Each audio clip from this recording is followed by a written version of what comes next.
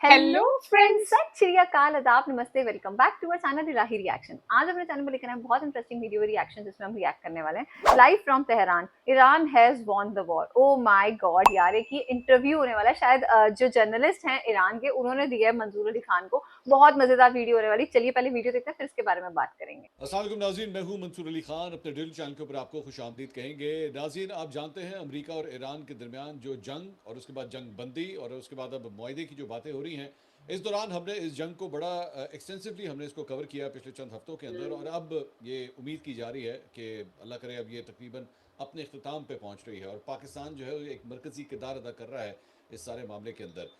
Iran के अंदर क्या इस वक्त सिचुएशन है? क्या ईरान अपने आप को समझता है कि उसने ये जंग जीती है, ये जंग हारी है? क्या ये जंग बराबरी वैसे हमारी स्टेलमेट के तरफ ऊपर से तो खत्म हुई ईरान है? ने ये जंग जीत इसी ली है, हवाले से बात करने के लिए जीत आज चुका एक है। दफ़ा हाँ, फिर अमेरिका हमने इस टाइम एक सपोर्ट ले इरानी रहा है जर्नलिस्ट पाकिस्तान जो का, और वो तेहरान में सारी चीजें मौजूद उन्हीं हैं, के थ्रू बोल रहा है। जॉन हुसैन साहब, उन्हें हमने दावत दी। हम पहले भी उनके साथ इंटरव्यूज़ कर चुके हैं, आज एक दफ़ा फिर हमारे साथ मौजूद है। अस्सलाम वालेकुम जॉन।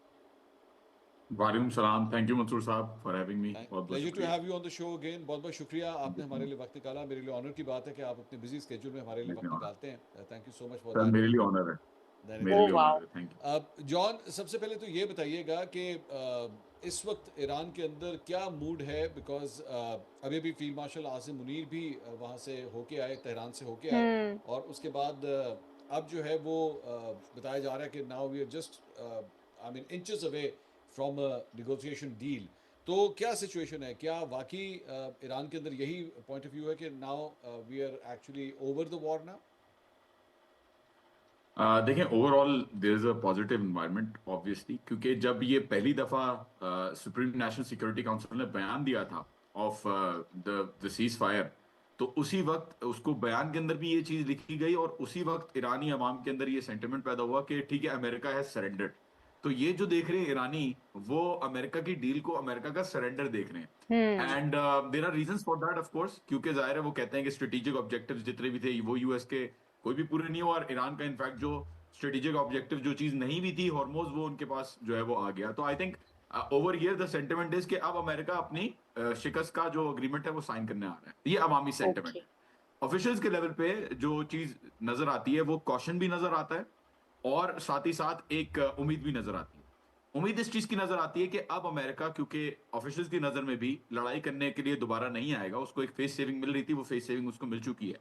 ठीक। और खतरा इस सेंस में कि मिडिल ईस्ट के अंदर जो मूवमेंट हो रही है, जो 82nd airborne paratroopers elite delta के जो फाइटर्स हैं वो जो आ रहे हैं, 72nd रेंजर रेजिमेंट जो आ रही है, जो मिलिट्री रीइंफोर्समेंट्स हो रही हैं, तो उससे खतरा ये महसूस हो रहा है कि कहीं दोबारा अमेरिका बड़ा अटैक प्लान ना कर रहा हो। But at the same hmm. Time it is a good, जो पीस प्रोसेस है उसको एक अच्छी तरीके से देखा जा रहा है, पॉजिटिवली देखा जा रहा है। और ऑब्वियसली उसके अंदर पाकिस्तान का रोल तो आपके सामने है, मुझे तो बोलने की जरूरत भी नहीं है कि या किस तरीके से ऑफिशियल्स ने यहाँ पे अप्रिशिएट किया, और किस तरीके से हिस्टोरिकली ये हिस्ट्री में जो है पाकिस्तान का नाम लिखा जाएगा लिखा इस चीज में। जाएगा बिल्कुल। And I think overall positive है। But at the same time जो इश्यूज हैं, फॉर एग्जांपल जैसे कि लेबनान की सीज फायर है, वो अभी हम्म। तक कितनी फ्रैजाइल है, क्योंकि कल रात को दोबारा साउथ लेबनान के अंदर दोबारा जो है अटैक्स महसूस किए गए। ओहो। And eight the same time जो नेवल ब्लॉकेड, वो जो फिक्शनल ब्लॉकेड एक इजराइल बनाया हुआ बिल्कुल है किसी डोनाल्ड चीज ट्रंप को भी ने मानने को स्ट्रेट ऑफ तैयार हॉर्मुज नहीं के हो रहा। बाहर, वो अरेबियन लेबनान सी तो के पीछे ही अंदर, नहीं छोड़ जो रहा। ओमान का जो इलाका है उसके अंदर, और जो जो आगे इंडस का इलाका है उसके Why अंदर, do you, वहां John? पे देखकर Why are you calling this fictional? क्या on ground situation क्या है? फिक्शनल है। 9 मिलियन बैरल तेल ईरान का, कल तक जब मैंने इंफॉर्मेशन ली थी, कल सुबह तक 9 मिलियन बैरल तेल गुजर चुका है ईरान का। और ईरान के जो टैंकर्स हैं और जो कार्गो वेसल्स हैं, वो वहां से बहुत मजे से गुजर रहे हैं। साथ ठीक। ही साथ ईरान के पार्लियामेंट मेंबर ने बयान दिया, ये मैं आपको बयान फॉरवर्ड कर देता हूं अभी। उन्होंने कहा है कि chief field marshal Asim Munir साहब जो आए ईरान, उन्होंने बताया ईरानियों को कि ये जो ब्लॉकेड है ये ट्रंप अपनी आवाम को दिखाने के लिए कर रहा है, और इसके अंदर आप लोगों को ओ। कोई कुछ नहीं करेगा, कुछ भी नहीं होगा। So I am just going to send अच्छा। You both of the things, वो हम शेयर कर देते हैं ताकि यहाँ इसके पे। ऊपर। लेकिन जॉन, एक यस और फॉर श्योर। डेवलपमेंट जो ये हुई है वो यार ईरान क्या ने दोबारा कह दिमाग दिया है कि यार हम ट्रम्प का। स्ट्रेट ऑफ हॉर्मुज जो है उसे बंद कर रहे हैं। अगर तुम हार रहे 24 हो घंटे तो की तुम सिर्फ ये फ्रंट पे आके इस चीज को एक्सेप्ट जो करो उसका भाई। खोला गया था एक्सेप्ट दोबारा बंद करो। उसकी तरफ चला यार गया। बट अमेरिका कैसे एक्सेप्ट कर सकता है? और ट्रम्प। सो इसके अंदर डिस्कस्टिंग। कालीबाफ साहब का कल बयान जो आया वो देखना बहुत जरूरी है। कालीबाफ साहब ने और ईरानियों ने ये चीज रिपीटेडली कही थी कि आप ब्लॉकेड जो लगा रहे हो, ये ईरान अपनी जंग के दौरान जो करने की कोशिश कर रहा है ट्रम्प, वो क्या करने की कोशिश कर रहा है? कालीबाफ साहब ने, जो स्पीकर है, उन्होंने ट्वीट क्या किया, जो लीड कर रहे हैं निगोशिएशन प्रोसेस को। उन्होंने कहा कि media warfare and engineering public opinion are an important part of the war and the yes, ये इरानियन हमने अभी नेशन इज नॉट देखा था affected by these tricks. Tweet. Read the real and accurate news of the negotiation. अब यहाँ पे जो उन्होंने एक्यूरेट न्यूज। बात की, उन्होंने बेसिकली ये कहा कि ट्रम्प जिस तरीके से आई फ्रेमिंग थिंक कर रहा है और जो वहां थीम के बना रहा है सिटीजन इस सब पूरे समझते हैं ये सीज ग्रे फायर के जो प्रोसेस पूरा के अंदर, गेम है ना, ये वो ट्रम्प झूठ का के ही ऊपर है। मबनी है।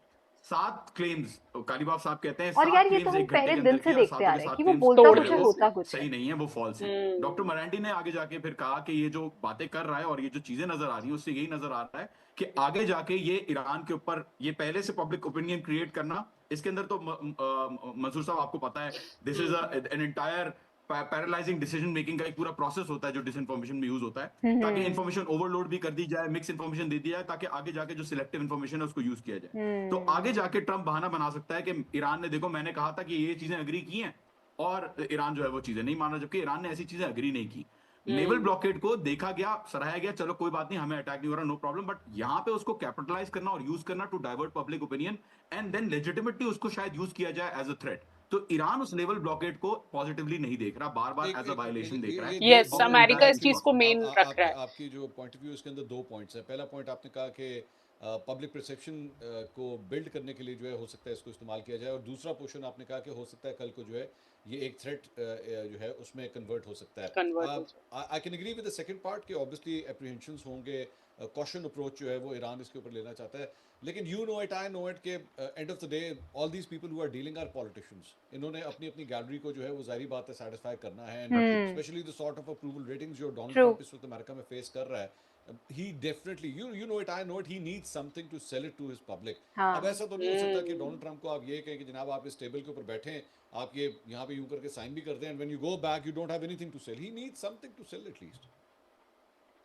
नहीं, आपकी बात बिल्कुल सही है and I absolutely agree with it. असल में मसला ये है, देखिए यहाँ पे भी एक सेंटिमेंट, एक मिक्स सेंटिमेंट है, रिफॉर्मिस्ट और प्रिंसिपलिस्ट, ये दो पॉलिटिकल ग्रुप्स हैं जो ईरान के अंदर एग्जिस्ट करते हैं। For example doctor Qalibaf is a principlist, वो सिपा के भी पहले रह चुके हैं, एंड अरागची साहब जो हैं वो रिफॉर्मिस्ट हैं।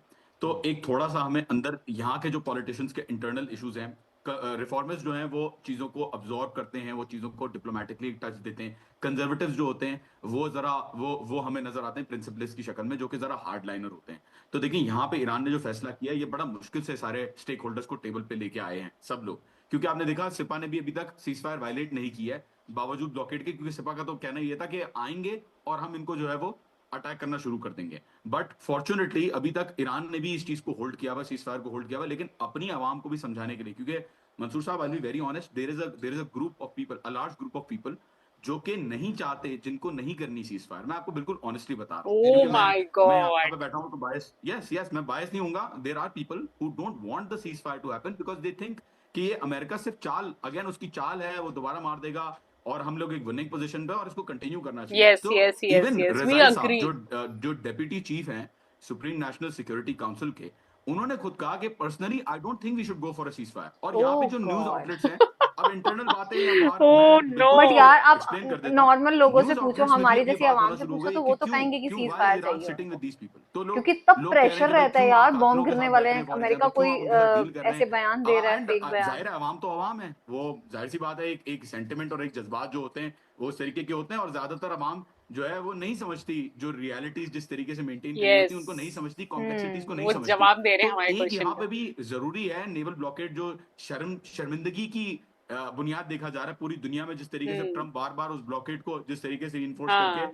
शर्मिंदा कर रहा है ईरान को, तो ये थोड़ा सा ईरान के लिए भी एक चीज है कि यार आप हमें क्यों शर्मिंदा कर रहे हो बिला वजह, और क्यों बिला वजह आप जो है वो झूठी बातें पब्लिक के सामने बोल रहे हो। तो absolutely there are both the things, एक तो बिल्कुल थ्रेट का भी एक आंसर है, और उसके साथ एक नेशनल इंटेग्रिटी और यूनिटी जो यहाँ पे इन लोगों ने दिखाई दी है कि भाई फॉर एग्जांपल ईरान की टर्म्स पे बात हो रही है और ईरान की ही 10 पॉइंट फ्रेमवर्क पे बात करने आ रहे हैं। So this sort of image is also being harmed in terms of the yes. Iranian eyes.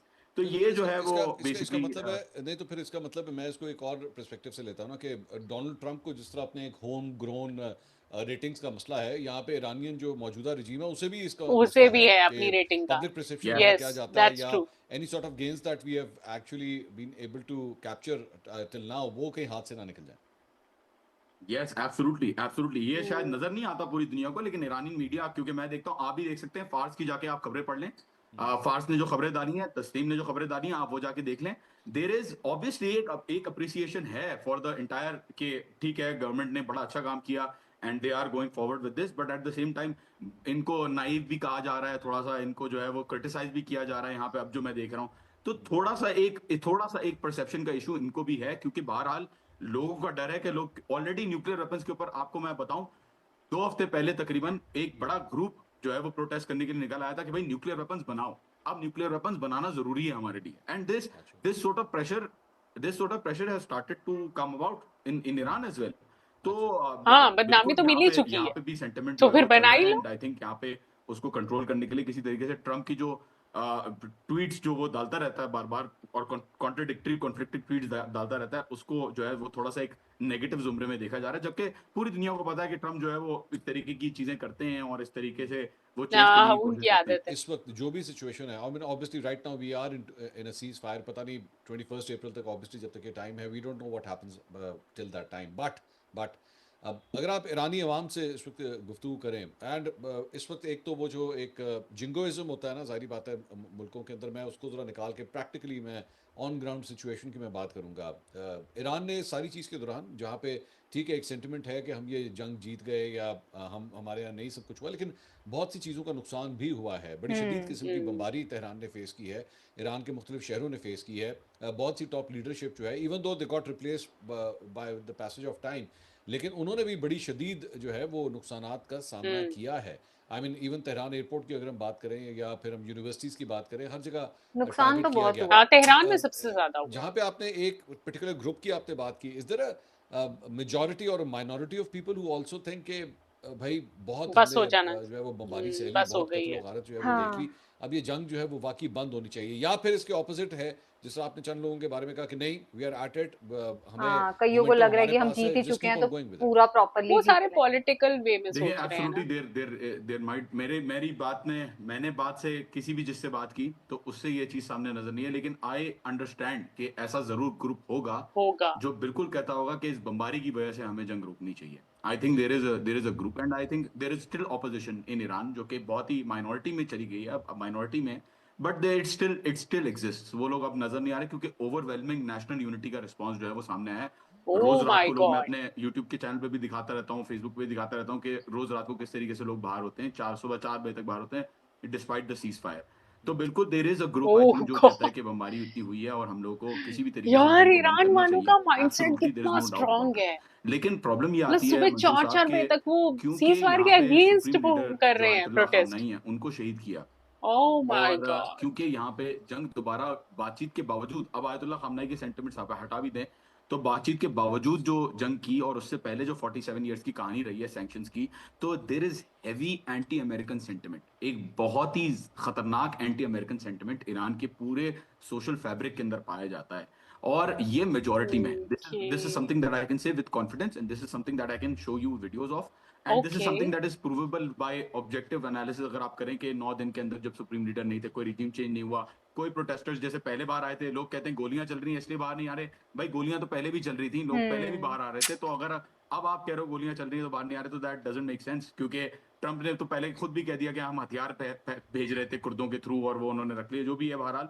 तो एक मेजोरिटी का सेंटिमेंट जो नजर नहीं आता, क्योंकि ईरानियंस सोशल मीडिया यूज नहीं करते, एक एंटी वेस्टर्न सेंटिमेंट ऑलरेडी है, जो young generation social media use करती है थोड़ा बहुत, वो भी इंस्टाग्राम यूज करती है, एक्स के ऊपर जो लोग नजर आते हैं वो डायस्पोरा के लोग नजर आते हैं। तो the overwhelming sentiment is the fact कि Iran has won the war, either it has won the war, या फिर ईरान को कॉशियसली आगे चलना चाहिए, पीस टॉक्स करनी चाहिए और कॉशियसली आगे बढ़ना चाहिए, क्योंकि अटैक का खतरा भी बहरहाल रहता है। आज की जो वीडियो थी ना वो बहुत ज्यादा इंटरेस्टिंग थी, क्योंकि जो ये जर्नलिस्ट थे ना वो काफी अच्छी अच्छी बातें करते और काफी डिफरेंट बातें कर रहे थे, मतलब ऐसा नहीं जो हम ऑलमोस्ट सारे न्यूज चैनल्स में सुनते हुए आ रहे हैं, क्योंकि हमें ईरान के अंदर की बातें बता रहे थे। और जैसे इन्होंने बताया कि वहां के जो पॉलिटिशियंस है ना वो ये चीजें सोच रहे हैं कि हम ऑलमोस्ट वॉर जीत तो चुके हैं, तो हमें सीज फायर नहीं करनी है, हम और थोड़ा सा करके और अपने मतलब अपना वो पूरा डिक्लेयर कर देते हैं। कहीं ना कहीं उनका माइंडसेट भी ठीक है, चलो ये चीज भी समझ आ रही है, क्योंकि इतनी बड़ी कंट्री, अमेरिका जैसी कंट्री को अगर आप हरा सकते हो तो आप कुछ भी कर सकते हो। But on the other side अगर आप हम लोगों जैसे लोगों को देखें, मतलब मुझे लगता है वहां पे कुछ लोग ऐसे भी होंगे जिनकी सोच हमारे जैसी होगी,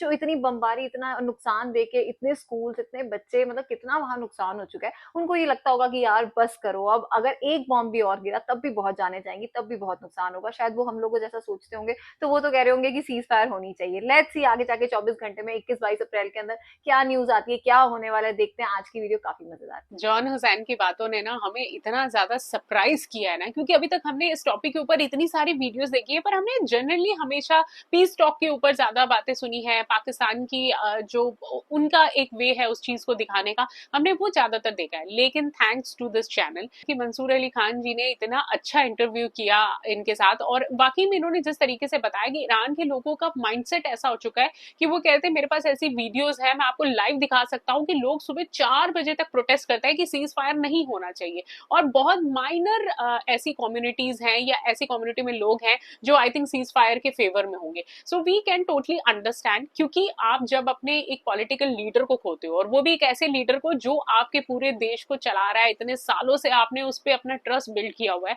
तो आई थिंक उनकी आई एम सॉरी, उनकी डेथ के बाद ये सारी चीजें होना बहुत पॉसिबिलिटीज दिखाती हैं कि लेट्स सी कि इस मीटिंग को क्या फेस मिलने वाला है। ये देखना बहुत इंटरेस्टिंग होने वाला है। आज की वीडियो हमें काफी नॉलेजेबल लगी। इस वीडियो को लाइक और शेयर करना और चैनल को सब्सक्राइब करना मत भूलिएगा। और हम मिलेंगे एक नई वीडियो में, तब तक के लिए ओके ओके, बाय। बाय।